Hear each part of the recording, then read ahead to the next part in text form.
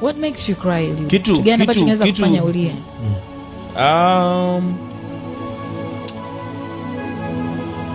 Semaje? Mimi sema ndani bwana.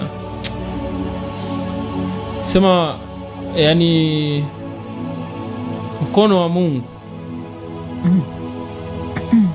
tulikotoka hapa tulipo, kama zingekuwa ni choices za wanadamu singetubua. We never deserve. Kama ingekuwa ni wanadamu wapige kura watoe mapendekezo, hatustahili.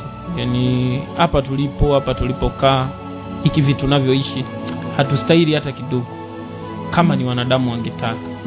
Ila kwa sababu Mungu ametaka, hicho ndo kinanifanyaga nikikaa nikitafakari, nikiangalia uwezo wa marafiki zangu, uwezo wa jamaa zangu, ndugu ambao walikuwa na akili, zewei walivyopotea. Mimi kuna muda tu nakaaga nawaza watu niliosoma nao waliokufa, afu walikuwa wamenyooka, wanaheshima.